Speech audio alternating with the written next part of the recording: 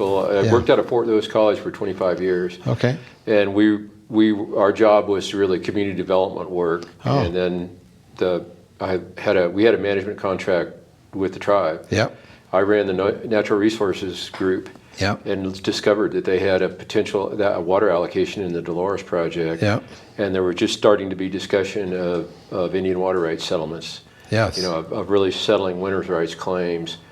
And so, I helped the Tribal Council form a water resources task force. And then we ended up essentially negotiating a water rights settlement that included the Dolores project, which is which actually brought them wet water. The tribe had never had drinkable water in their community. I mean, when I first went out there, there were stock tanks in people's front yards, and there was a water truck that would back up to the stock tank, dump water in there, and then to cook and do anything that required potable water. Then people would come out with buckets and carry buckets of water into their house. So tribe had never had drinking water. Therefore, there was no economic development potential, and then they had, the Mancos River had been, which goes right through the reservation, had been dammed up by the Bureau of Reclamation, and they had not been included, and that breach of their water rights was some of the major leverage that we had to get the water going. Settlement. Yeah. So anyway, the tribe decided to move forward and try to settle their water rights claims. I was on their negotiating team. We had, I don't need to describe the whole team, but anyway, I was part of that negotiating team. And then when we went, and that was really, a lot of the negotiation was like 84 to 86 when the settlement was signed, got legislated in 88. And when it was for sure that the tribe was going to get, what turned out to be 7,700 acres out of the Dolores project, the chairman said, you need to help us get ready to set up a farming operation. And so then I moved from the water rights negotiating team to I was what was called project development coordinator. Yeah. I mean, I had an engineer, a farmer, that had a lot of experience with large scale agriculture. We had, kind of attorneys and so forth. But at any rate, we had an agronomist that, because we had to figure out what we were going to grow out here. Sure. And so that's how, and I was in that position doing that between about 1988 and 1992. Yeah. At that point, the farm was laid out, the funding was flowing. They had a structure put together. So then I moved on and worked in forest health and with county land use planning and other projects. Yeah. The college was trying to move me around a little bit, although they had a hard time moving me out of Toyoak. Yeah.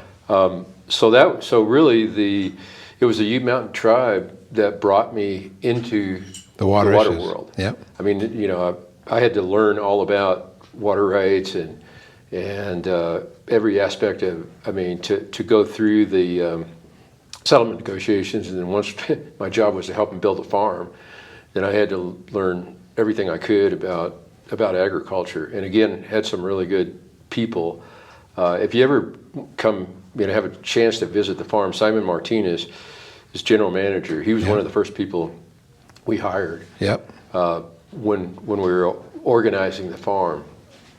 So anyway, my background in water and agriculture was very much tied in with the tribe.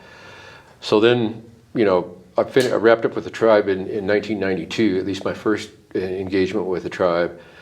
And then in 2007, did a variety of forest health, kind of land use planning, economic development type stuff. And then in 2007, I took over as manager of the Dolores Water Conservancy District. And the tribe is one of our largest water customers, so it was like coming full circle for me. Yeah. In fact, Simon Martinez, who is the general manager now of the Farm Ranch Enterprise, is also vice president of the Dolores Water Conservancy District Board. Yep. And has been appointed to the Colorado Board of Agriculture. So, wow. Okay. So, but he was a young construction guy. Right. Sure. Yeah. Nice to see them grow up and become leaders. Oh yeah, and that relationship has persisted, through the years. So anyway, when I retired in 1999, and handed off, the Dolores Water Conservancy District to my successor, Ken Curtis, and he and I had Wait, in 1999 or 2019? 2019. Yeah, thank you. Yeah, and so Ken and I had worked together for the full 12 years. He'd been the engineer, I was a general manager. Right. He took over as general manager, and so the tribe. I was going through when Manuel Hart was elected chairman. I went through the reception line to congratulate him, and he said, "Hey, by the way, we could use your help, when you retire." Yeah. And I said, "Yeah, okay." And so what happened was initially the tribe has a development corporation that manages all the businesses that came out of the water settlement. Essentially, we oversee the farm. The farm and ranch enterprise, our cattle, the bow and arrow corn mill, all the agricultural stuff, all the commercial development that you will see on. I think you're going to go. Well, let's see. You may be headed the other way, but all the commercial development, the casino, hotel, travel center, all that was part of the corporation too. Yeah. Well, it eventually got turned over to the development corporation, and it was all. It wouldn't have been possible without the water. And then the tribe formed Weenuch Construction Authority when the settlement was, actually consummated, and they actually built the on-farm portions of the Dolores project, and they built the Animas La Plata project as a construction company. So they're under. So I'm president of the Development Corporation board. Gotcha. And then the chairman and tribal council set up a water resources committee with the idea that they want to put together a water resources department, which we're very close to being able to do. And so that's my other job, is to be their water advisor. I have a hydrologist, a really excellent hydrologist that works with me. We've gone through all the water rights issues. We're engaged in a strategic plan right now to determine how the tribe's going to set their water future.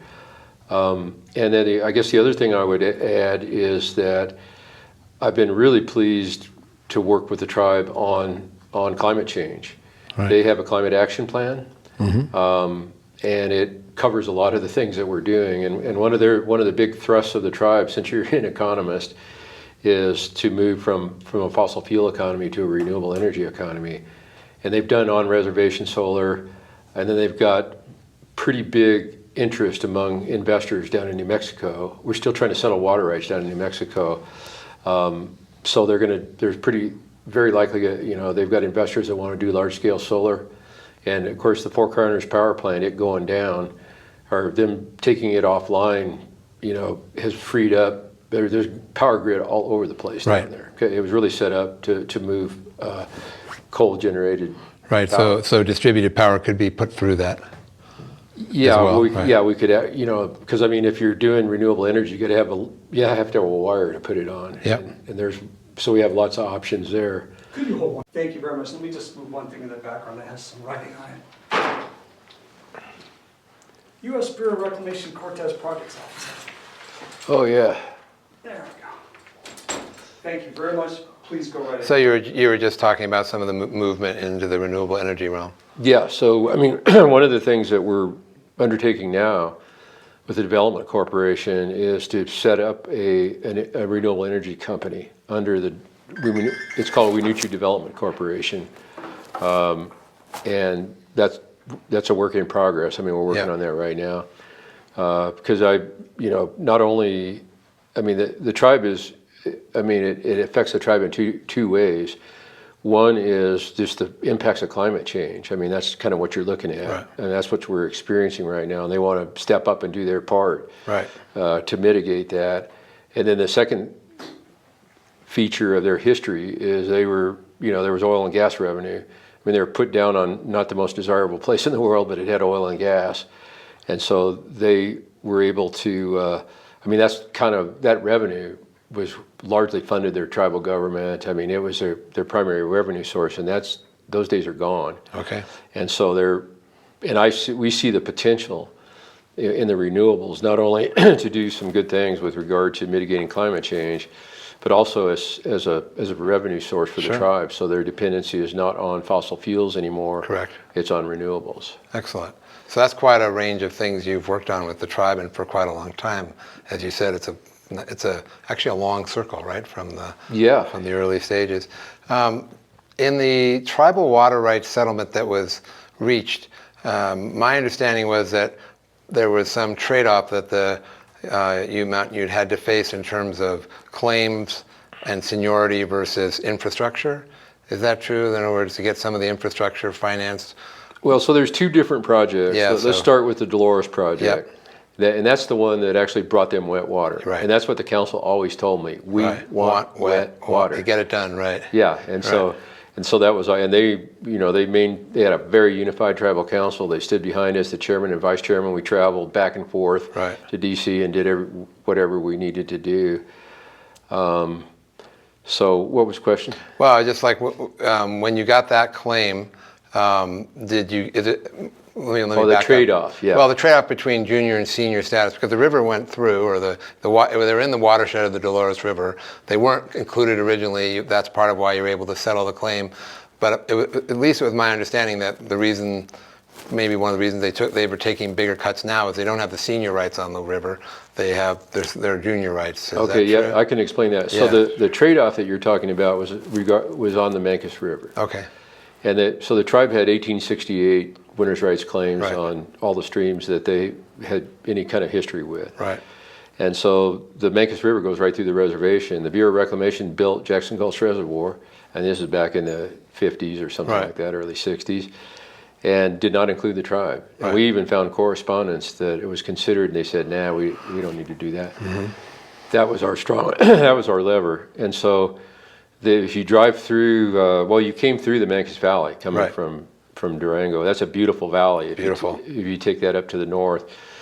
If the tribe had exercised their 1868 winners claims, they could have dried up that entire valley. However, their prospects, and I'll give you my PowerPoint show where we actually have photos and everything, but the prospects of really farming with that Mancos water were not that great. Kind of the river, there's salinity issues, and not a lot of, not the greatest farmland in the world. It would have required pumping up onto, benches and everything to make the irrigation part of it work. And so what they traded, they subordinated their claims on the Mancos River to the date of the settlement, which is 1986, 1988. I don't know whether it's a legislation or otherwise, but anyway, they subordinated their water rights claims on the Mancos, and they still have junior claims, that they can exercise. What they got in exchange was the 7,600 acres of Dolores, a farm, the drinkable water. I mean, they started building the domestic pipeline immediately after the settlement, so they got their wet water as a feature of the Dolores project. Now, so where the rub comes in, I mean, your other question. So, what did that do seniority wise? Well, the Dolores project is based on the Dolores DWCD, this organization's storage right, which goes back to the 1940s. Well, that's a pretty junior, and all the storage rights of all the reclamation projects tend to be that way. Right. They did, in early, the Montezuma Valley Irrigation Company, which is where they got unutilized water rights to build the Dolores project, had been, they've been working on that since the turn of the century, bringing water into the valley and the like, but they never had any decent storage. And so I was an MVI shareholder. We'd run out of water by the end of July. And so McPhee Reservoir, for them created storage that allowed them to extend their water rights and their irrigation through the season. And they have priority on the river because they have a pre-compact or pre-1922 water right, kind of on the Dolores River. I see.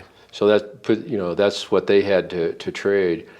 Well, the storage rights only being 1940s, that's when that's when the claims get established, basically, the rights get established. Yeah, right. And that's their priority position. Right. In other words, they're lined up, whereas MBI with their direct flow right, they go back to kind of turn of the century, pre-1922. Right. The federal facilities, the reclamation facilities, are I think Vicedo was in the late 30s or something like that, but no. They only go back into the 30s and 40s because, they filed on the conservancy districts were set up and filed on those claims, in order to try and build these projects. So what's happening on the Dolores River is that the Montezuma Valley Irrigation Company has the senior water right. They're Right. exercising it. The Dolores project can only store above, when in the runoff season, they get to store everything above 795 cubic feet per second. Okay. It's kind of an arcane detail, but Right. so everything above that is stored for the project. Everything below that is booked for MVI I see. through the end of July. And so in a good year, there's, the reservoir, we had, many years where the reservoir filled and spilled. There was a full supply for everybody, big boating releases and everything, and MVI got their, they got their direct flow right, as they always do. But when you get into the drought periods, like last year, the 10% supply, the river never broke the I don't think it broke the 795 CFS Right. at all. Right. And so there was nothing above the line to store for the project. Everything went to MVI, and so that's how they ended up with 10%. I mean, Right. there was some water stored for the project, but Minimal. very minimal. Yeah. And that's, they're pretty much in the same situation this year. The supply is a little bit better, up to 25%. But so that's what it's the storage rights. I get it. Right. So the reservoir was built. The reservoir was built utilizing the rights of this other Montezuma, whatever it's called, the place, and then they have the senior rights, and the storage water can be distributed to other parties like the Ute Mountain Ute once the other allocation is met. Yeah, and in other words, they deeded half of their water right Right. to WCD, but the water right they deeded to WCD that operates the project is junior Right. to their direct flow right. Gotcha. Yeah. And so even though the tribe was there before, the storage facility was built after, and that wasn't there, those water rights were already established with. Yeah, it's all. Right. I mean, Colorado's driven by prior appropriation. Exactly. And so first in time, first in right. Right. And so that's basically how they fell out. I mean, And that water, without the Dolores, without the reservoir, McAfee wouldn't have flowed to the tribe. It wasn't through their land, so to speak. yeah, they were in the original decrees. It's really interesting. We Yeah. found them in the decrees, but there was no delivery system. Right. Because I mean that's what drives. You ask about infrastructure. That's the whole basis for wet water. You can have what was called a paper water right. That you get in court and you're entitled to this much water. But if you don't have a place to put it to beneficial use and infrastructure to get it to that place, then you got a paper water right. Right. And so what the Dolores project did is it gave them a wet water right. In other words, where we that was the fun part of being the project development coordinator. We went down, the reclamation had done the soils work. There's tons of archaeology down there. So the archaeologists went in and did, a bunch of archaeological studies. So we went out and staked, and we had an agronomist come in and pick out the best soils. So we knew, and so we took those three factors, and we started staking pivots. Yeah. And if those pivots were going to go over a great kiva, we moved it over. Oh, I see. We had initially, on an agricultural basis, we'd stake the pivots on the best, on the best soils. And then you had to move a few. Yeah, then we had to kind of jigger them around to make everything fit. But at the end of the day, they got a delivery. In other words, it's direct flow. Right. So the water comes to Toyac under pressure. In fact, we got a hydro project down there as part of our. Yeah, I saw that on the map as I was walking in. I didn't even know that. Right. Yeah. So the height. There's another. Well, there's two hydro projects on the Dolores projects, and then there's another small one that's going to happen at what's called the energy dissipation structure right on the reservation border. Okay. There is so much pressure coming down that they have to dissipate that pressure. You can stand on that dissipation structure and just vibrate. Yeah. So we're going to try to tap, the hydro out of that. But at any rate, so they got delivery under pressure, so no pumping anywhere in their system. Right. And then we were able to pick out the very best lands. Right. And then the other thing that we learned from our farmer, the farmer that I hired when I was project management development coordinator, was an Oklahoma guy named Laurent Lanier. He'd done large scale agriculture in Texas. He'd been to Saudi Arabia, and basically he's the one. And he worked on the Navajo project, the NAPI project, where they built the infrastructure and said, you guys figure out how to farm it. So his whole philosophy was pick out your set where you want to farm and then make reclamation build their facilities to match your farm plan. I see. Which is exactly what we were able to do. Yeah. So they got a really good, and the farm is extremely productive. I mean, the beautiful, beautiful alfalfa, which is really the very high-end dairy alfalfa, where they don't pay by weight, they pay by TDN, by content. Yeah, the nutrient content. By nutrient, yeah. Right. So they had, and then they've done a number of other crops, and right now they're the corn mill. They started growing corn. They tried to do in the fresh markets are too dicey, so they built a corn mill, and that's where they put their limited number of center pivots. Most of them are growing corn, just so they can feed their mill and keep some economic activity going and keep those 10 people that work in the corn mill employed. So anyway, they ended up with a very good delivery system. They were able to come in and do really highly efficient center pivot sprinklers right off the bat. They've got moisture probes, they've got nutrient probes. They can operate those pivots remotely. So it's probably the most efficient farm in this part of the country. Wow. Without question. Yeah. And they made it did it really well. I mean, their crop revenue, depending on the year, commodity prices and all that, they would make their crop income would be not net, but I mean, revenues. They generate somewhere between $4 and $10 million a year. Out of how many acres? Officially the project's 7,600 acres, and then there's 100 acres that they already had. So right. 7,600 acres out there on the project. Yeah. And so that's kind of, so anyway, everything that they were promised, clean drinking water, opportunity for economic development, a good, really fine farm and everything, all materialized, but it's been hampered by drought. Right. I mean, that nobody anticipated. All the reclamation studies that were done were different period of record. Right. And so nobody anticipated all of the planning, and reclamation does really good planning and everything. All the planning didn't point. They said there'd be some shortages, never below 50%, and fairly infrequent. So while we're on the water shortage part, can we talk a little bit about?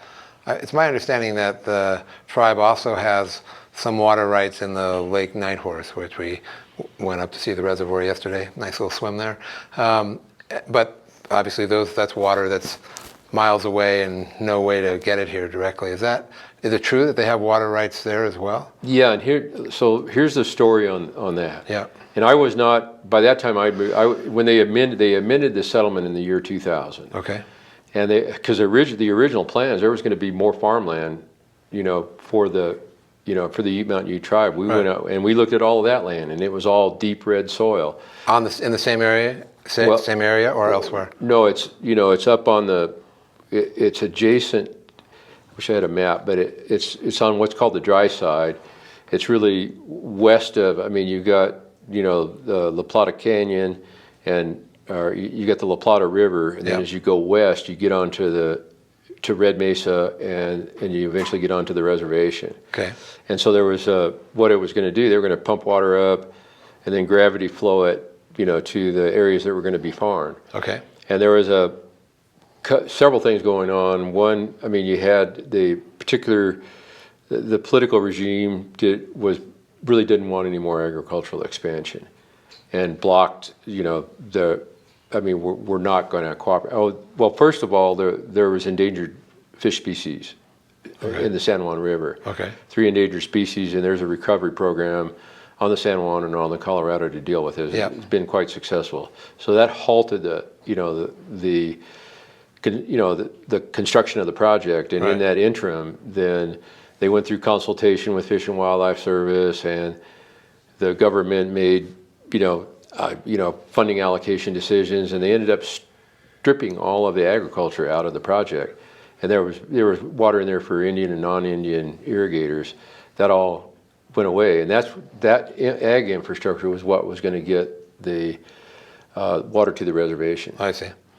And once that was taken out, then you have a reservoir. And then the other thing they did is when they amended this settlement, they said this water can only be used for municipal industrial uses. In other words, they prohibited the use of agriculture. And then because of the Colorado River Compact, Lake Nighthorse sits very close to the New Mexico border. And so you Can't move it to New Mexico either, right? Yeah, you got compact complications. Interstate trade. Yeah, I mean, we've contemplated dropping, Nighthorse water into, into the San Juan River, picking it up at the Four Corners and things like that. But there's no real easy path to move water. And then, as you suggested, you got a lot of distance involved, so the infrastructure, is potentially very expensive. So each tribe got 16,250 acre-feet of M&I water that neither of them have been able to use. The other thing, as you'll appreciate this as an economist, is that once they start to use that water, or even a portion of it, then they have to pick up at least a proportionate share of the operation and maintenance costs Of the reservoir.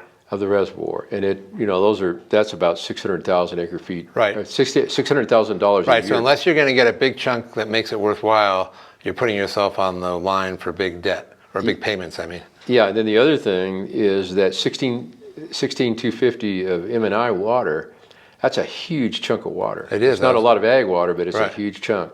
I mean, that's kind of the two tribes have enough water to run all the power plants up in the Craig area. I mean, that's the kind of contract you'd have to have Right.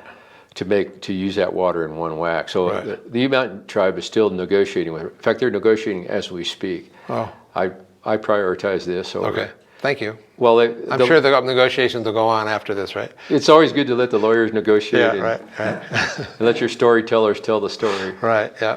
But so they're looking for ways to put that water to exchange that water basically, or transfer that water. Yeah, Is that correct? And so right now, I was telling you that they formed a water resources committee, and that's part of my job is to work with that group. Right. And so I've got a hydrologist by the name of Erin Wilson, who's super. She's done a lot of hydrologic modeling on all these systems and very familiar with the San Juan River and everything going on. So we're doing a strategic plan where we go through all. We're trying to settle water rights in New Mexico. We're trying to settle water rights in Utah. We're trying to deal with water shortages on the Dolores project. We're trying to figure out how to put the Animas La Plata project water to use. And then we've got ecological issues. Right. They're still working with what's left of the Mancos River, the Ute Mountain, Sleeping Ute Mountain.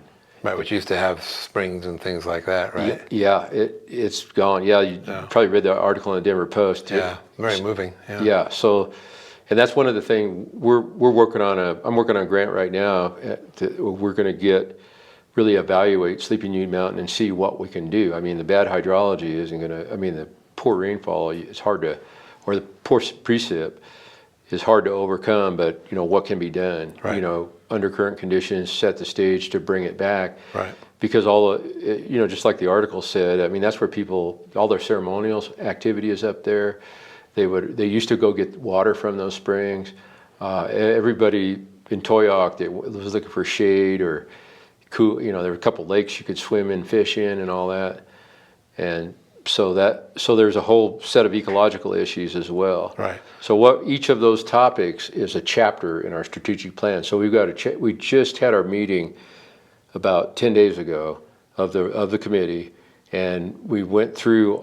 We start by laying out everything that we know about the Animas La Plata project, the history of it, all the ins and outs and all the details, and then we look at strategic. What are our options really for making beneficial use of the Animas La Plata water? So we'll, when we get our plan put together, then there will be a strategy that relates to ALP. Let me come back to a couple points I think you just made. So you mentioned North New Mexico, Utah, and clearly Colorado. So the Ute Mountain Ute tribe has lands then in all of those three states, and therefore water issues from this Water Resources Committee has to deal with resolving those or solving those in 3 different legal environments, and so and you want to do that from a strategic view for the tribe, right? They're not separable. It all relates to the integrity of what the tribe, wants, right? So that's a pretty interesting situation. This water at Lake Nighthorse, are you also telling me that it's kind of, it's close enough to the border that if compact rules were more flexible, it could go one way or the other way in terms of the transactions that it would, Yeah, I mean, is that true? Yeah, there are various. I'd rather wait for us to put the plan out, but I mean, it's difficult. But just hypothetically, I'm not asking you what would happen. I'm just trying to understand the context that with this 16,000 plus acre feet, where it's situated, if there was no, regulations on interstate water movement from within the compact, then the options would be to maybe move this water in different directions for gains for the tribe. That could be, maybe they'd be paid for it, and then they could use the money for other purposes on their lands and in their development process. Is that right? That's absolutely correct. Because the problem is, if they take ALP water and they use it down in New Mexico, it counts against New Mexico's allocation, their Colorado River allocation. So that's kind of so we're negotiating with New Mexico for groundwater, although, and this is something I don't want to publicize. Yeah, okay. There is the San Juan water rights that related to the power plants, and we're going to, for example, I mean, our main need right now, I mean, what we're negotiating for is the renewable energy projects in New Mexico. I mean, it doesn't take a lot of water to to run a solar installation, but it does take water. Right. And somebody's got to live out there, and right. That sort of thing. And then there's a pump back storage project, which is, to me, it looks very promising. We studied one when I was manager of DWCD. Right. And that hydro battery is a tool that any water anybody that's trying to manage a grid would love to have. Right. So you're going to take solar energy on a good day, a good moment, use it to pump water up, run the water back down, when you want. It's like a battery. Yeah. You call it into play the next day, the next night, whatever. Yeah. Right. Yeah. And we got a really good reception. Even the one I looked at when we were at DWCD is on National Forest land. Yeah. Got a good reception, really, even from the environmental community, from the right. Forest Service. I mean, they could. These are closed loop systems. Right. They're not, you're not damming up a drainage or right. something like that. And the alternative is lithium batteries. Right. Manufacturing lithium. Right. Disposing of lithium. Right. Having a battery field. I don't even know what that would look like. Right. And so the hydro, there's 2 hydro projects in proximity to here that are some of the oldest in the country. They're still operating. So the thing about once you build, these things aren't battery operated, man. I mean, once you build one of these hydro projects, if they're taken care of, they will last for right. more or less forever. Right. I mean, if you were using economists, we would like to talk about discount rates, but if you were using a 1 or 2% discount rate, low discount rate, which said, we value the future a lot for, let's say, environmental and economic reasons, those have got to look pretty good. Yeah. Because they're going to give you returns far out into the future as opposed to more disposable types of energy sources. And it's a very reliable technology. I mean, if the grid operator, because all the power is generated while the sun's up, all the usage is when the sun is down in terms of solar. Right. So if the grid operator knows that they're going to have a green power gap, all they got to do is release water from the penstock. Right. And these are pretty big megawatt, potentially pretty big projects. Right. So they could move that around and fill the green power gap. And of course, we're going to use it. I mean, we've got water. Right, the tribe has water, 1,600 acre feet of ag water actually, in the San Juan River, in the Colorado portion of the San Juan River. There's an investor that wants to do solar. We're negotiating with them to use solar to pump. We'll design a takeout, very sensitive to the fish species and everything, and then we'll use green power to pump the water up to where we're going to use it. So let me take us up a couple, like from maybe 15 feet above the ground to maybe 1,000 feet above the ground. When we've been, I mean, yesterday when we were at the reservoir, it was the first time I'd seen somewhere where the water levels were high rather than low in our whole time in the upper basin. Like we were in Salt Lake, really low. Oh yeah. You know, we've seen the Salton Sea really low. That's the lower basin, but lots of other places where you can see that we are Flaming Gorge Reservoir. We can see that's been, in the slow drawdown, but it was probably a little bit depleted before that as well. It was probably 75% capacity before they let go, or 80%. Yeah. So it's not hard to look around and see places where, it's hard to, let me put it the other way, it's hard to look around and see places where it's full.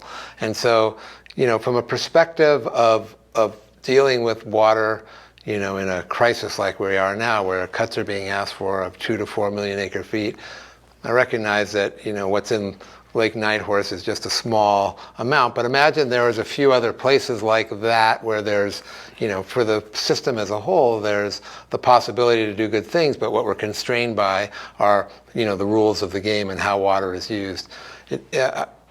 Are there ways that you can envision that, the system as a whole could work better with a little bit more flexibility in those rules? It sounds like you're looking for those. Oh yeah, absolutely. Right? But what are your thoughts on that? Because that social kind of local mismatch sometimes seems pretty glaring to us. Yeah, well, one option I mentioned is use the San Juan River to convey water back up to the Four Corners where they need it, so you're not building a bunch of infrastructure. Right.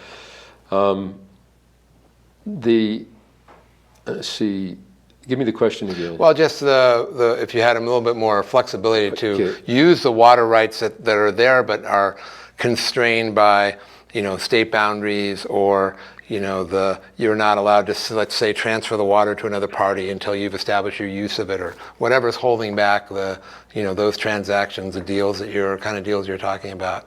Yeah, so the tribe has an excellent relationship with the state of Colorado. Colorado Water Conservation Board. Becky Mitchell, who's the director of that, is also Colorado's representative on the Colorado River Commission. And then, we meet every 2 weeks. We have what we call a check-in call with the Attorney General's office, the person for the Attorney General, from the Attorney General's office working on these issues, and then people from the Colorado Water Conservation Board. Right. And so. And when you're talking about the tribe? Yeah, the tribe, okay. yeah. Mm-hmm. And I ended up representing, because I know all these people and all the arcane details of all this stuff. There's Leland McGay is one of the tribal attorneys that's very well versed. So he and I cover those meetings. Right. He does it on behalf of the, as a part of the legal team for the tribe. I do it as a member of the Water Resources Committee, and so that we're chipping away on those problems. I mean, and the state is vulnerable. In other words, to everything that's in flux, right, in their own right, in a sense, like the drought response operating agreement. In other words, where you do the releases out of Flaming Gorge, out of Blue Mesa. Right. Those things. I mean, Reclamation teed those up and did a couple of those, and everybody screamed bloody murder. I mean, because there was no pre-consultation or anything. Right. It was an emergency. They did it in their eyes. Right. Yeah. So now that those things, now the DROA, that's one of the things we talk about every 2 weeks. Where are we at on DROA? And what's it mean as far as the San Juan River, and so we're sort of trying to work on those problems together with the state. And they own water in Nighthorse, by the way. I think they own 10,000 acre feet in their own right in Nighthorse. So they have an interest in it. And there has been some, you talked about if there was flexibility, there could be releases. I mean, if there was flexibility, you could do sort of a DROA type release out of Nighthorse. But right now, that it's hard you can't really do that within the rules. These water rights go way back. The Animas Plata, they didn't have all this technology, so they were gonna divert water up at Tough Spur, which is way up the Animas River, and so there are some potential movements of water within Colorado as well. Right. But they take and there's interest. We've got interest from Montezuma County, from La Plata County. So there may be some other types of, I mean, we're looking at other options about how we could peel off, some of this water and really meet some smaller needs, you know, kind Right. of increment by increment. And so all that is going on. And again, we've got a good supportive relationship with the Attorney General's office and with the water conservation. And those kind of deals you're talking about would be leases of water to one area or another for the, let's say, M&I. Well, right? yeah, exactly. Right. Because the water's too expensive. Too expensive to do agriculture Right, with. sure, no, I get it. Yeah. Do you want to pick up on some questions? I have more, but I've been dominating the scene so far, so. Do you want to go back to anything on the farm? No, I was actually going to duck out for a second. Oh, okay. Then I'll go back to the. Do you have anything you want to jump on before I do that? No, you can keep going. Okay. We'll see. I like the whole sitting and listening for a while, making my notes. Well, he's also responsible at the very end for what we call our soundbite questions, Okay. where he hears kernels of things in the conversation, says, "You said this, now let's do a soundbite on it." So you'll see Cy will come to full engagement in the questioning right towards the end.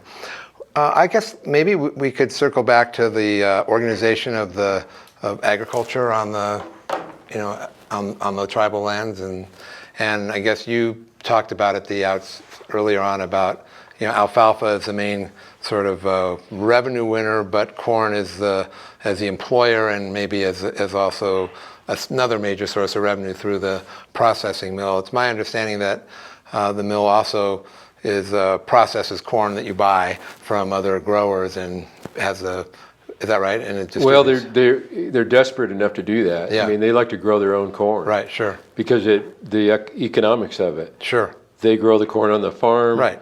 Process it right there. They sell it at a good price to the mill. Right.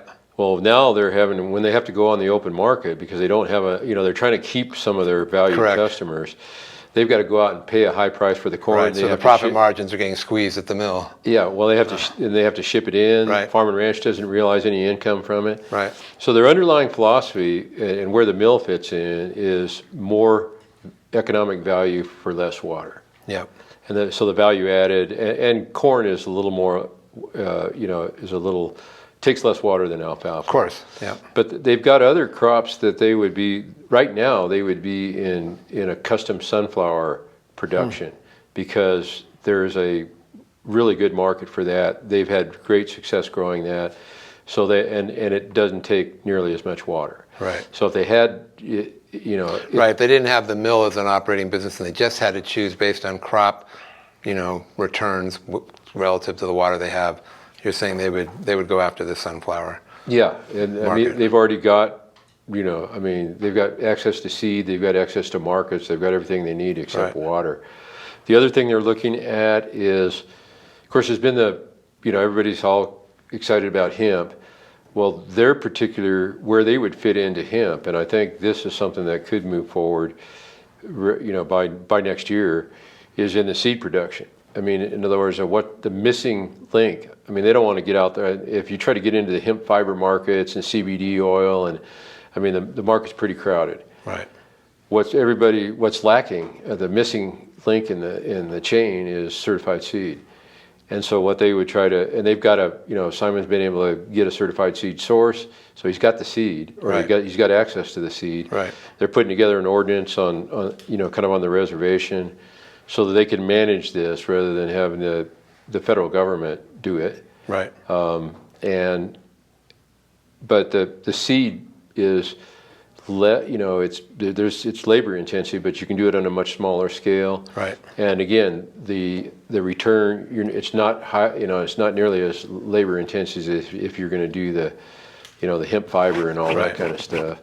And it's another case where the criteria are going to be, can you produce more value for less water? Right. So I mean, we traveled around the Central Valley, Imperial Valley, and Arizona and other places, and it's clear that when water is cheap and available in many places, alfalfa was a great crop to grow, especially there in those places where they pretty much grew it year round and maybe got 10 or 11 clippings from it and have probably some of the same quality attributes, maybe not even close. Not even close. Okay, but high quality compared to other places in the market. So maybe you guys are near the top, but they're not near the bottom. They're below you, but anyway, they get quality premiums of some kind. Sure. So But in this situation where, you know, the water is so constrained, you have to, it sounds like you have to look for other alternatives. Yeah. For not, right. Would the marijuana production be in controlled environments? You mean the hemp? Okay. Hemp. Hemp, I take it back, sorry. Yeah, I mean, so there's not, I mean, that would be another option, but I don't think that's where they're headed. I think they're really, you know, focusing on the hemp end of it. It's way too complicated because the federal government is still not, Right. is still in charge of what happens on Indian reservations. Unlike what happens in Colorado. Yeah, they're not embracing the, you know, but I mean, it's not out of the question. They could obviously be very productive and that sort of thing if they wanted to go down that path. But there's a lot of bureaucratic wrangling. His question about what hemp seed would be grown, would it be grown in like just out in the open, or would it be grown in some kind of semi-greenhouse environment? We would probably, I mean, just in talking to Simon about this, probably start out in a greenhouse environment. Yeah. And probably close to Toyoak. Yeah. Because you don't want to contaminate it. Right. You know, with marijuana, for example. Right. If they were going to go on scale, they could do it around the toe of the Ute, but it's labor intensive, and so it works better close into the community. Yeah. Because then you can Yeah, bring, people come in and out easy. Yeah. Right. Yeah, it's not like you're hiring somebody that's going to be year-round driving farm equipment or something. Right. You're really, it's like a seasonal type labor and everything. So. Yeah. Great. So that's and I'm excited I mean, I teamed up with Don Quorum to get the original Colorado hemp bill passed. Yeah. He was stuck in committee. I wrote a letter, and they ended up coming out of committee and getting unanimous adoption. So, but the seed, being able to focus on the seed, Right. Because there's a lot of, everybody's got a hemp scheme out there. Sure. And the number of people, investors coming at the tribe, they were sort of overwhelmed by it, and that's why they like the development corporation. That's why the development corporation is a real improvement, because it's a business structure. Right. And we're there we're going to do feasibility. Right. You give a central place for these things to be examined, analyzed, and for recommendations to be made, as opposed to talking to any old person in the tribe and seeing if they might be interested, right? Well, they actually get managed under WDC, so you go through. If we're going to take a new enterprise, Right.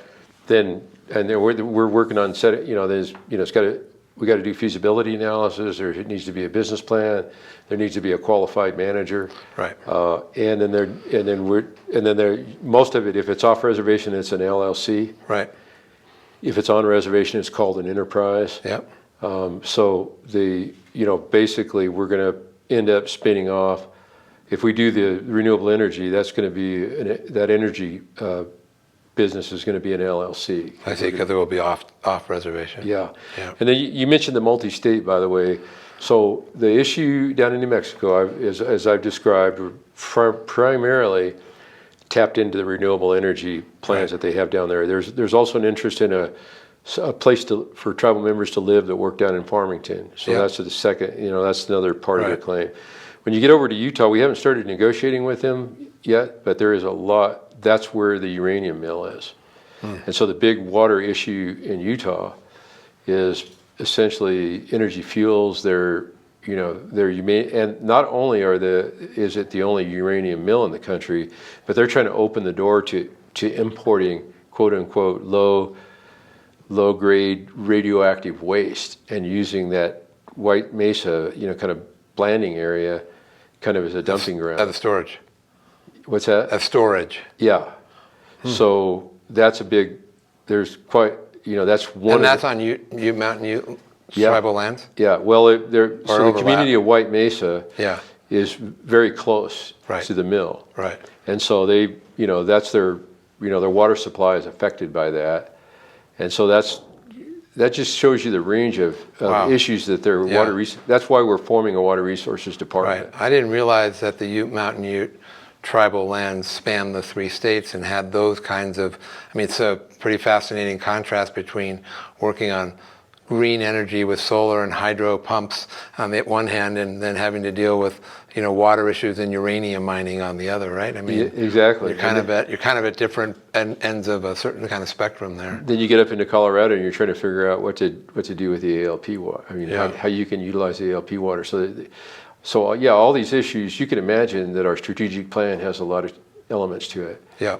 But that's what and one of the reasons why I think we're on the verge of hiring a manager of water resources to run their water resources department, and the strategic plan would sort of give them. We'd like to get them on board before we finalize the plan, Right. but they're going to have a pretty well analyzed set of issues and options to work with. So do you mind just, if it's not, doesn't take too long, identifying the main water rights in different places of the Ute Mountain Ute? Because I understand that there's what is it, 7,000 acre feet, something like that, 7,600? No, I'm getting the acres and the acre feet mixed up.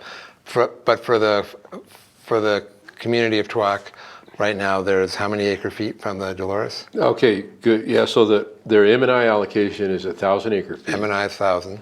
I can give you, and then their ag, then they've got about 800 acre feet of fish and wildlife water. Okay. And then they've got the farm. The allocation to the farm is 24,000 plus. When the water's there. Just shy of 25,000 acre feet. Right. To irrigate the 7,700 acres. Now, in the Night Horse, there's 16,000. Right. That's M&I water. Right. And there's water in the San Juan. Yeah. So the San Juan, they've got an agricultural water right that is I think 1,600 acre feet. Okay. That's not utilized now. That's not being utilized, and Right. that's one of the things that we're gonna.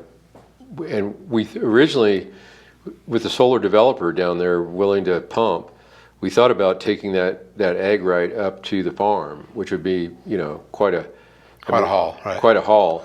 But Simon, we've been talking about this over the last month or so, and they found really good places right there in that Four Corners area where you could set pivots up. I see. And farm those areas for the cow herd. See, they've got the other thing that doesn't get mentioned much is the bow and arrow cow herd, which is really a fine cow herd. Okay. And those cows, you know how cattle is, they're scattered all over the place. Yeah. And so what Simon is saying, we could set up, and right now, see, they've had to sell off cattle. Yeah, if sell them off or buy feed, that was your choice, right? Yeah, and because they used to graze on the aftermath. In other words, they've got rangeland, and the rangeland's really been hammered by drought. Right. And then they bring them down onto the farm, Right. after the last cutting of alfalfa, and they'd winter over. Well, with all the alfalfa fields going away, Right. they're really scrambling. Well, if they could set up the acreage for cattle right down there in that area, that's no big stretch for their cow. Right. In other words, I was saying, well, isn't that going to be inconvenient to farm? They said their cattle guys are running all over the place. They got a ranch up in Gunnison. Right. They got 4 ranches in Montezuma and La Plata County. They've got permits, state permits. They've got rangeland, kind of on their. So the cattle operations are scattered on different parcels, some that are probably held by the tribe and some that are rented or leased at this point. Is that fair? I'd say that, yeah, they do. They had a lease with the state, so they have some lease. Yeah. But they own ranches. Oh, in these other places. These other places they own. Okay. And they got a land settlement back in they got a land settlement back in the 50s, and they took the money and bought ranches. Okay. Because that's what they got compensated. Mesa Verde National Park used to be part of the Ute Mountain Ute Reservation, and that kind of got taken away from them. So they got some land. So they got money, Right. and they turned the money into land, Right. which is just like they wanted wet water and they wanted a land settlement that got them land. Right. Got ya. Okay, so is that it for the water? San Juan, Night Horse, Dolores, Animus. You could keep calling it a name that I can never remember. The Alps, I'm going to call it. It's not quite that.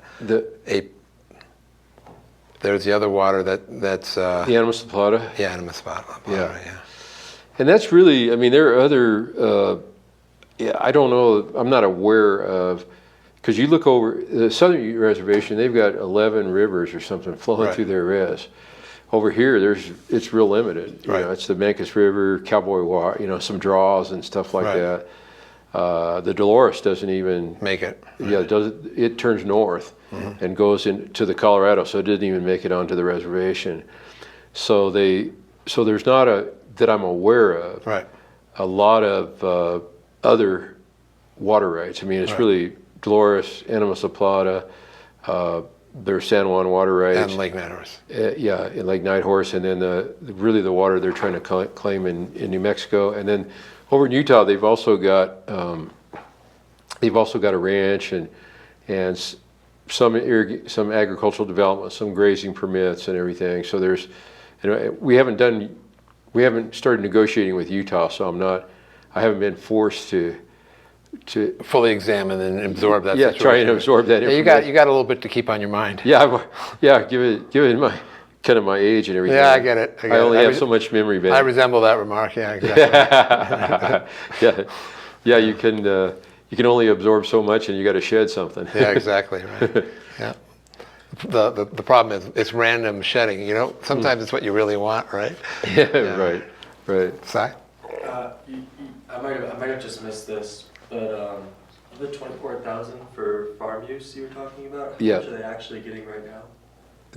Well, let's see. I'd have to get out my. I'm going to say that. In other words, how many acres are they irrigating, or how much water are they getting? Yeah, or how many acres are, or just a general, sense of how much it had to cut back in recent years. Yeah, I mean, 10%, 24,000, 10% is 2,400. Okay. So they got about 2,400 acre feet last year. Okay. 25% of 24,000 is like 6,000. Yeah. So they're in the 6,000 to 7,000 acre. Thanks for asking the question. It forced me to relearn math. So does that answer your question? Yeah. And I mean, obviously it depends on the flows next year, but are you envisioning that where we're at now is more likely the kind of steady state that? It is so hard to predict. I mean, for example, we went through a really bad 2013, kind of period. And then in the midst of these terrible drought years, we had 2019, I believe, where we couldn't, we had a huge spill and it came on early and I mean, we couldn't, it warmed up and came down on us. I saw pictures of that, yeah. Yeah, and it flooded out people's pumps down the river and all kinds of stuff. So you just don't know. Right. In other words, you can have, it really is how the jet stream sets up. Right. And I've watched it for years. And in the Four Corners the jet stream, it can go south of you. Right. And it can go north of you. And then if you're lucky and it hits you, that's a good year. Yeah. And so it's really that's how unpredictable it is. But the other, I mean, I think the problem or the challenge of climate change is there used to be some pattern to all of this. We'd always talk about El Nino, La Nina, and all that kind of stuff. So you used to have some sense of pattern. There doesn't seem to be any pattern anymore. It's just like you just never know how those fronts are going to come across, how much moisture they're going to be carrying, and whether they're going to go north of us, south of us, or hit us right in the kisser, which is what we prefer. Okay. Why don't we go to some questions, Si, that would get at the effects of this level of 2 years with 10 and 25% of water on economic activity, and on what we've been calling the knock-on effects, or what other people call, in terms of, incomes on the tribe, employment in the tribe, and things like that. Wouldn't you say? Is that something you feel comfortable speaking on? Yeah, I don't have the exact, I don't have the financials or anything, but the farm and ranch went from a profitable entity to, being in survival mode. We're getting like $2.2 million to treat fallowed fields. That's just now kind of coming to fruition. They've done really well. There are farm support programs and drought programs. Tribes, their manager, the way they operate, the federal agencies love dealing with them because they give any money to the farm and ranch, and it turns into something good. And so, and everybody likes, I mean, doing some good for a tribe is, with these agencies, that's kind of part of their mandate now. So. When you say it turns into something good, what do you mean by that? Well, in other words, if, okay, right now, here's how they're surviving in a way. They've got like I said, 110 center pivot sprinklers. Well, they've gotten, kind of cost share grants out of NRCS, and they're replacing 10 to 12 pivots a year. So they're taking pivots that have been out there for 25 years and being able to replace them with the latest technology and with brand new systems and everything. So that's one thing they're doing. They're doing micro hydro units as we speak. In other words, these are there's lateral pipes that bring water to the, really, and then distribute it to the fields and everything. They're putting micro hydro units in those pipes. They just installed the electronics for the first one in the last few days. So they're, what that's going to do, kind of micro hydro power, it's going to run their headquarters and they're going to run the pivots in that part of the farm and their headquarters. So they're using the flow of the water through the irrigation system to generate like a small amount of hydropower that can be used for the pumps themselves because they have the pressure that they're working with, and also can be used to generate electricity for the offices of the company. Yeah, they've got. Go ahead. Which? Oh no. Okay, so they've got the head, because again, there's a lot of these pipes run at high PSI. Right. So they got head, which is one of the things you need for hydro. Right. And then in addition to having the head, they've got a power grid. They've got a power system out there because they've been using it to run these pivots. Right. So they got the two magical ingredients. They're doing 3 of them right now.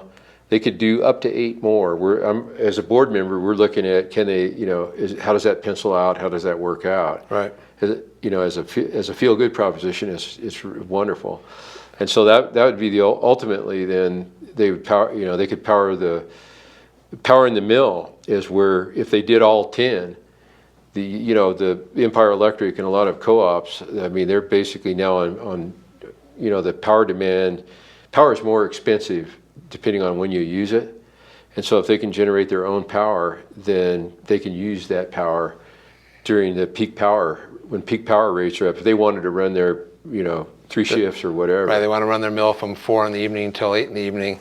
They can use the hydropower from on-farm to run the mill and then buy the electricity from the grid in the early morning hours when everybody else is not using it. You got it, that's the vision. So we're kind of in the middle of that. And then what else are they doing? Oh, so the other thing we're doing is, I keep saying it's kind of a we. Yeah. Is that we're put in for, there's infrastructure money out there. And this is a large, I mean, if you go out there, I mean, you can see, you've probably seen aerial photos of it and everything.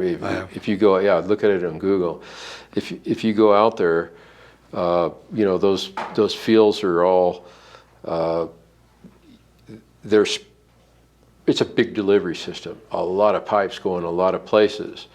So one of the grants that we've submitted through the Native American Affairs Program, that's kind of the Natives' cut of the infrastructure bill, is to really sectionalizing valves on the whole project, so that you can actually shut down parts of the system, and you can actually direct. Because right now, if you're going to pressure that whole system up, right, it's a lot of water just to get the pipes full. Right. Whereas the more and there's some sectionalizing already, so the more you refine the sectionalizing, then you can really, in a year like this, you could basically, they're going to be to a point where they can use sectionalizing valves to direct the water only to where you want only to where they're going to use it, right, and not have to fill the rest of the infrastructure.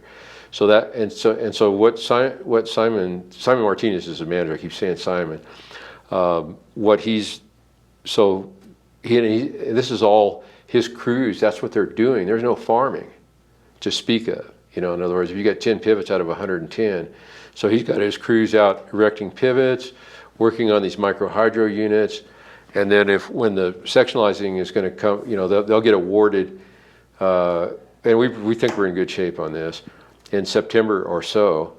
Then he's got winter work for everybody building sectionalizing valves on the, because it has to be done when the system's not up and running. Right. So that's partly what he's doing. He's using opportunities to upgrade the system as a whole and make it more efficient as a way to keep his farm crews employed. A way to keep the money going back into the community. Right. Yeah, because it's all these families. I mean, every family that has a job. I mean, he had probably 40 employees at peak. He's probably got about 20 now, and so those are 40 families out there, and people that make it in farming are. You don't go out there in the summer and farm unless you really are into it.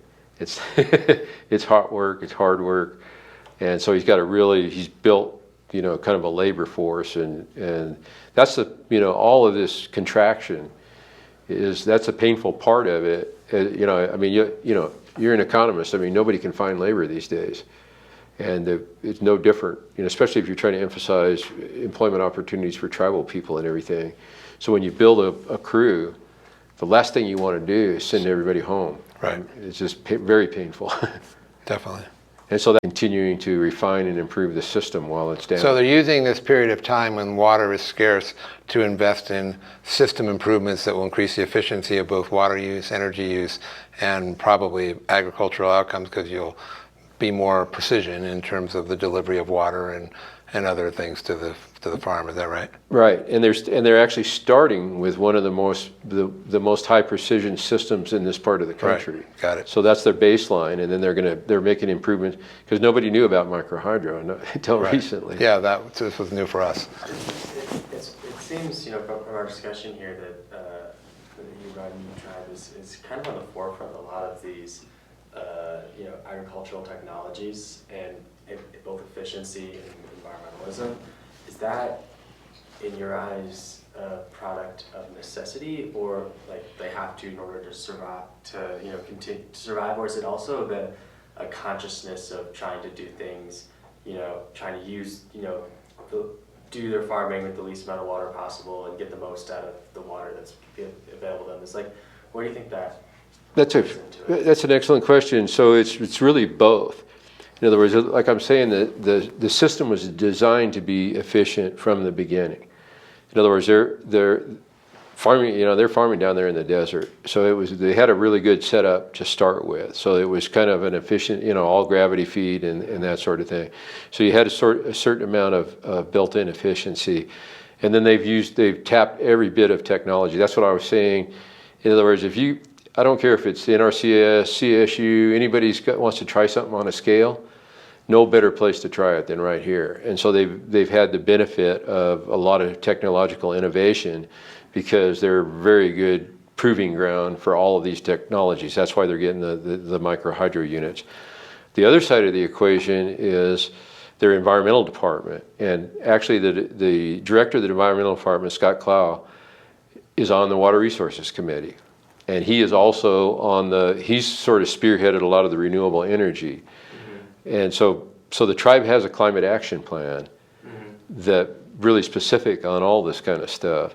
And so they've got the farm development and the environmental elements working working very closely.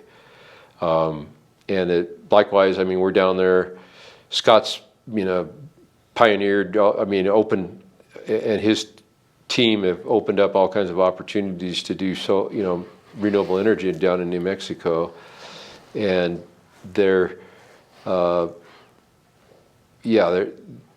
so it's both. I mean, I think it's a combination of environmental, and that's the other thing. If you read the 10 Tribes Water Study, it starts off with what the tribes will tell you is water is life. That's their motto. And they really believe that, and they pray about it, and they understand that very, very much. So that's the other. So you have a spiritual element to the water. It's really tied in with a lot of their spiritual practices, and they've lived off the land for their entire existence, And so finding water and water sources, I mean, they were nomadic people before they were settled onto reservations and everything.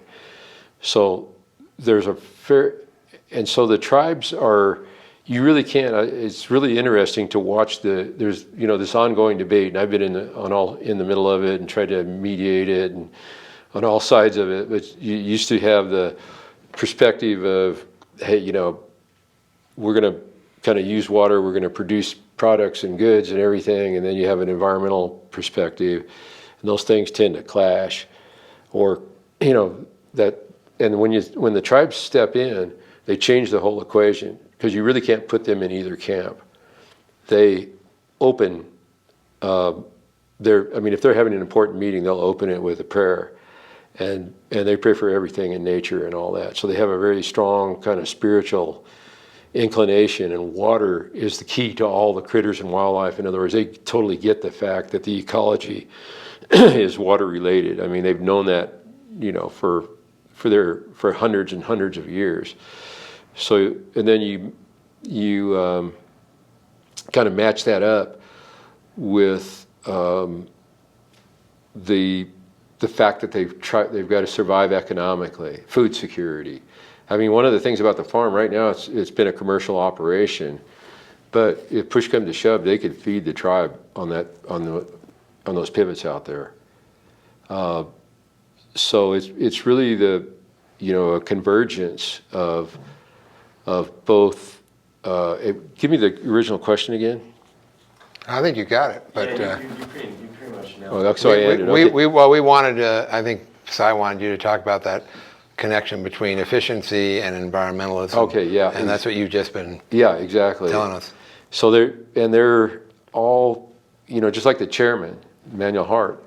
He's got cattle. They're really strong on cattle. I mean, people love their cattle. Farming is a newer element to them, but they've really kind of embraced it. So yeah, it's really both. It's environmentalism and the need to survive economically, and also the you know, food security. To me, it is potentially a big issue. Should I start doing some of this? Yeah. Robert, we're in good. Okay. The first thing was, so basically just to give a little background on what I'm doing is, just from listening in, pick up some things that were in longer explanations. Mm-hmm. I'd like to just have like a shorter explanation. Mm-hmm. It's easier for us to edit into things. Mm-hmm. So the first thing I wanted you to, just talk about was, you said something like you're not going to find a more efficient farm in the West than the farms of these tribes, or something along those lines. I think would be really helpful for us. Just talking about the efficiency of, so. Sure. Yeah, so the Farm and Ranch enterprise was really designed from the very beginning with efficiency in mind. I mean, there was a limited amount of water available. They were trying to make, kind of as much agricultural production out of it as they could. And so the way the project was planned and built, really aimed at creating, a high level of efficiency. And the other thing was that the technology that has added to these efficiencies has really been under development in recent years. I mean, in the time since Farm and Ranch is set up, I mean, the idea of remote telemetry, for example, which is, they can operate these pivots with their cell phone, was a CSU experiment when we started. So that's the other thing, is that the technology for water efficiency has unfolded as they've built their farm, and they've tapped into that and have have good relationships with CSU, with NRCS, with all these institutions that are really trying to make these efficiencies possible. And so they've worked in the efficiencies, but at the same time, they've had to function as a commercially viable entity. You've talked a little bit about, NRS, RCS, and CSU, and trying all these new technologies out. Is that a function of this land? You said it's a great place to try something out. Is that a function of this land is a great place to try something out, or that the tribes are really willing to try new things? Which is it more of a function? Which one is that more? Yeah, I think that the tribe is willing to try new things, and they have the opportunity to do that because of scale. Okay. In other words, the fact that they've got 110 center pivots, it's an individual, a family farm may have 3 or 4. And so they've really got, opportunities of scale. They have control. I mean, they're operating off a system that was designed to serve them. And that, when I was talking about the early days of the planning of the project, we made sure that was the case. So they've what was the question again? It was just if It was about the land or the people, right? Yeah, it was, you said that this is a really good spot to try out a lot of new technologies, and I was wondering if that was because the land's a good spot to do it, or it's because the people, they're very willing to try. But we've talked to a lot of, one more thing. We've talked to a lot of farmers, during this trip, and one thing we've realized is a lot of farmers can be rather hesitant to change their ways and try new things. And it seems that there's a different sentiment among the tribes, is I guess what I'm trying to get at. Yeah, so the land is good that they're, that they're trying to farm, but the other thing is the infrastructure. In other words, because the project was designed with the active participation of the tribe, the infrastructure is very adaptable. Mm-hmm. In other words, you're not trying to, right off the bat, they've got a very well organized, water delivery system, and that sets the stage for all the innovation. The other thing is that, speaking of CSU, so because of the Dolores project, there's a Yellow Jacket experiment station. Sorry, that's my insulin pump. in Yellow Jacket, and so all of the supports that were kind of brought in to support the Dolores project, the tribe has tapped into those heavily, and they're able to because they've got these 7,700 acres under one management. They've got lots of flexibility. You can experiment on a few pivots and learn something and then apply it to the rest. Right, just like the microhydro, they're doing 3 units. They could do as many as 11, and that's what they're trying to figure out. Is this the path we want to go down? And they've gone down certain paths and decided, no, this is not. Right. This isn't worth it, or this doesn't work for us, or whatever. Let me follow up on this question real quick. So, it's been kind of juxtaposed as willingness to do it versus, good land. You said it's good land. You said it's willingness, and you said it's kind of scale. Can you talk? And all those can be true, right? Mm-hmm. So all those are all good factors. Can you say a little bit about it sounds like you've also had management that's also, yourself, but others who are also willing to, keep learning and keep trying. Can you say a little bit about that? Yes. So I'm going to have to attribute a lot of this to Simon Martinez. Right. He was the operations manager, and then Paul Evans was the general manager. Paul was a farmer. Simon came out of construction industry, so he managed the crews that set up these 110 center pivots. I mean, that was his. I mean, he built built the project from the ground up, and so he was always there.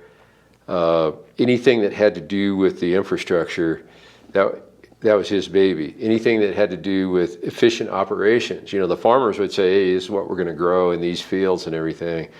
And then Simon's job was to figure out, okay, how do we do that? How do we deploy our machinery? How do we use how do we tap into our infrastructure and everything? So from day one, he was involved in creating the infrastructure that supports the project. Relationships with every institution that could possibly help at that. And so, yeah, and one of the things we did, I don't want to put this in the presentation, but one of the things we made sure of when the farm and ranch was established is they had their own finances. Well, now we've got, the Development Corporation, and that's just a way of doing business. Right. Well, we didn't, we were able to peel off. We set up our own books. We had fund accounting for the governmental money. We had enterprise accounting for the business side of it, and so they had the control over their finances. from day one, which was another important factor. I mean, they were, and Right, actually, they didn't get bled in some way or another like organizations can. Oh, you got a cash cow over here, let's Yeah. move it over there, and then, you know, pretty soon you don't have a cash cow. right. And that's kind of what once the farm came under the WDC board, and that's why I got on the board. I wasn't getting on there. I didn't expect that I was going to be president, but I got on there for the benefit of the farm and ranch, because then they had I mean, they almost were able to function autonomously these many years. And then, you know, once they got put on the enterprise board, we're looking at their financials every month and everything. But it's been really good, because even for the farm and ranch, because of work, you know, it's been such a difficult, they're working themselves through so many difficult issues. Right. That the level of oversight and the advocacy, got to really, you know, that the board can provide and all of that.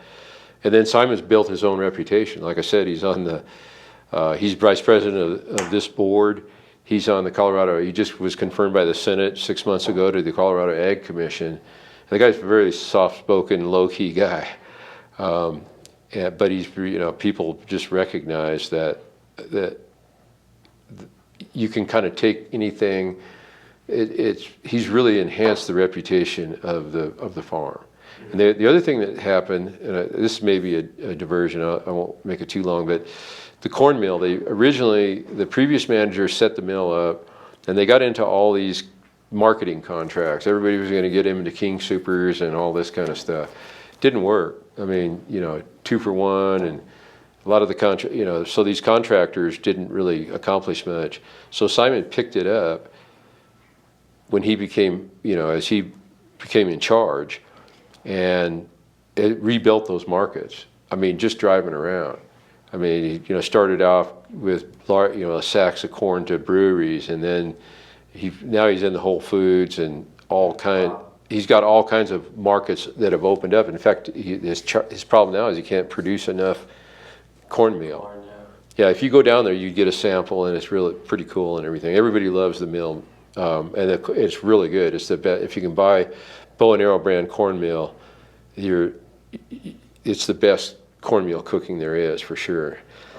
So that's the other thing is a very much personal relationships drive a lot of the success of the farm. You know, whether you're talking about people where he's trying to introduce, you know, market to, or whether you're talking about an agency that provides assistance to redo pivots, whatever it is, it's a genuine. I mean, if you go out there and see the operation, nobody comes away unimpressed, and so it's a very authentic, kind of genuine venture that they're engaged in, and then the way that they communicate is very open.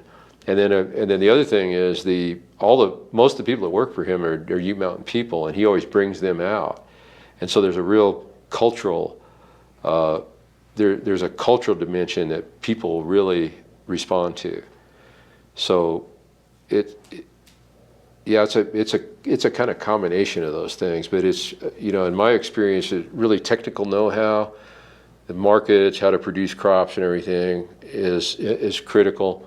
But so are the relationships that need to be built and maintained to do something as complicated as agriculture, particularly on a large scale like this. Thank you. Can I ask you for... That wasn't a very good soundbite, sorry. It's a tough one though, because there's different it's pieces of it. So, if we were to, sorry, not to direct you in any way, but well, I'm going to. But for that, I think what Brad's looking for in a soundbite for that one is something along the lines of, because I think you can correct me if I'm wrong. Something along the lines of, you know, briefly that, you know, we have managers that are very open to, you know, adopting new technology and trying to do things the most efficient way possible. And then you can throw in, Simon Martinez, is that his name? Something maybe making it a long, you know, kind of briefly statement like that. Mm-hmm. Is that Sure. Yeah, good point. Yeah, so I think really you can attribute a lot of the success to the farm and ranch enterprise to the fact that, you know, you've had managers from day one that were very innovative and very open to how to make, you know, how to continually improve the farm, and also enjoyed good relationships in all of their business dealings and all the agencies that they have to deal with to succeed. That was Excellent. beautiful. Thank you. Yeah, I'm happy to do that anytime, yeah. And then As opposed to stream of consciousness. well, the stream of consciousness is really helpful because it gives, you know, the information is necessary for us, you know, but for someone, when we're trying to fit it into like a shorter video, Sure. it can be too much. Another one that I wanted to get something similar like that would be the using, so kind of just to clarify something, with the system upgrades that they're currently doing right now on the farms, that's from money for fallowing, is that correct? Like, is that Not what they're just, doing? no. It sounds like there was drought relief money, is that true? And NRCS money? Okay, yeah, so I get your question. So really give it to me one more Well, So time. I guess, well, I Okay. just want to understand, you talked about the micro hydro Yeah. upgrades and stuff that they're currently putting in. Right. As well as the new pumps? As well as the new pumps, where are they getting the money for that? Where's that, what's the funding from that? Yeah, so as far as the improvements that they're currently making to the system, a lot of that is farm programs that are available to anybody that farms. So they go, you know, they work with NRCS, with the farm, with the farm agencies. You know, they buy crop insurance, they buy drought insurance. They're really astute business people. So they make the kind of business decisions that any farmer kind of would make, and then they become very adept at that. And then there's additional, I mean, the drought funding is, you know, something that's been, you know, where it's specially appropriated money. And so that's where the fallowing money is coming from. Having to fallow a bunch of land that's been in production for 25 years is, you know, that's a straight up, you know, kind of fallowing proposition. And they are trying to learn that, in other words, how to keep everything viable so they can bring it back into production. And then part of that, one of the reasons why we got a pretty good chunk of money to do that is that everything's going to be monitored and carefully evaluated, because there's going to be, the fallowing is going to, if things continue the way they are, is going to be, you know, become an issue throughout the interior West. And knowing, you know, what works, what it costs, all those kind of dynamics is really helpful to everybody. So they've got, you know, particular drought money specifically targeted at solving their drought problems. A lot of the other funds are just things that are available to any farmer. Okay. So could I get another one of those? That's something that I think would be really helpful. So it's really kind of a combination. In other words, the drought funding being used to treat the fallowed land, that's keeping people employed out there, you know, tilling and spraying and taking care of the land. At the same time, the infrastructure investments, you know, the new pivots, the microhydro system, these other technologies are just additional lines of work where they were able to receive money, you know, programmatic money for those purposes. The tribe's always considered, Farm and Ranch is a very worthy candidate for these kind of projects, because they always come through. They always make them, if it can be made to work, they'll make it to work.